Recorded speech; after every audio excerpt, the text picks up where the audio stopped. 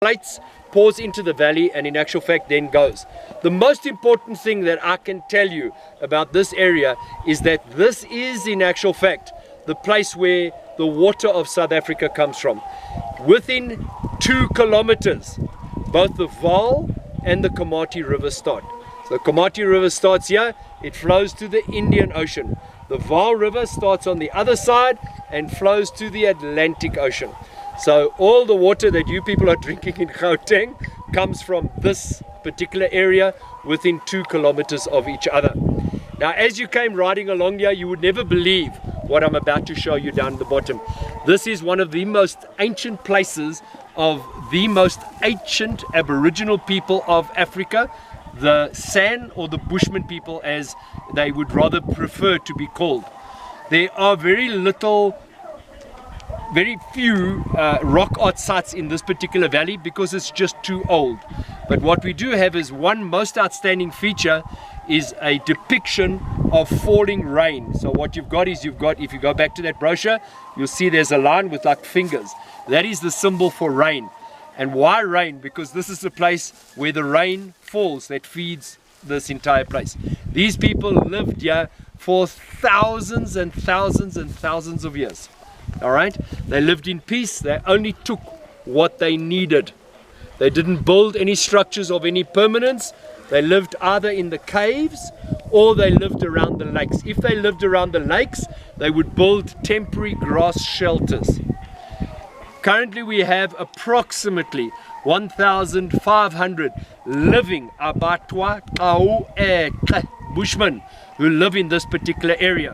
We would like to take the opportunity to introduce you to some of these people. Please stay where you are. We'd like to introduce you to some of these people. And later on we will explain to you how they actually were able to survive. You like to call them? Soldat! Mafuta!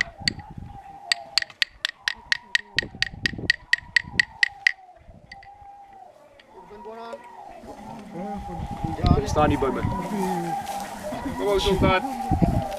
Just by the way, Soldat is 76 years of age. 73. 73. You come by yourself to mark me die by. Alright, he's one of the oldest living Bushmen in this particular area. The first thing that I want to point out to you, that these people are genuine. I want you to look very carefully at what I'm telling you now. These are not play people, these are genuine people. Alright, these people, their stature, the shape of their faces, their hair, every single thing about them. If you know anything about a living Aboriginal Bushman, these are the original deal. How we can say this to you is, there is a suspicion that the original dissemination, the movement of these people started here at this particular site, like many of the others around you. You will notice also that the bows that they use are much bigger than the Kalahari Bushmen, because in a grassland area you had to shoot much further to be able to get the arrow to the point. So you'll notice many things concerning the way that they dress, the way that they are in actual fact present themselves. The first thing I want you to note is, of course, the height.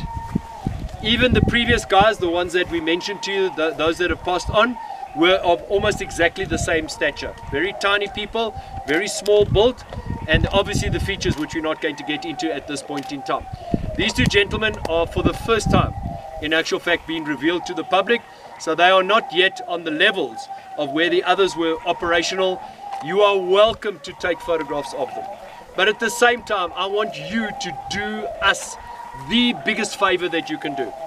If you want to photograph and you unayo masent pagati iskwaminya, the smallest little bit of something, if you want to, give them something, because tourism is of value to these people. But there's a secret, they are of value to tourism.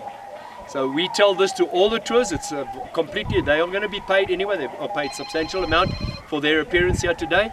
But if you have it in your heart, give them something small, because it creates a value system within the chain of tourism. The previous group who are no longer with us, their livelihood became everything in tourism. Every single thing that they knew and they did in tourism was created at places like this. Now I want to tell you something I didn't tell you the other day. That cave, remember the second place you went to, Cradle of Life, and then the Tikwa cave? That cave, just for reference purposes, was also used for an international wedding. Now, you know, if you go to a wedding, you've got usually those small boys and girls that walk in front putting the flowers. They did that for that international wedding group, all right? They were, in actual fact, like the flower boys or the flower girls of the wedding. It was completely African. Swazi, Zulu, and Bushman. Right through the entire ceremony, they had Swazi people that welcomed them to the wedding. They had Zulus that welcomed them to the reception afterwards. It was absolutely stunning beyond imagination, and obviously it brings a value system into the tourism industry.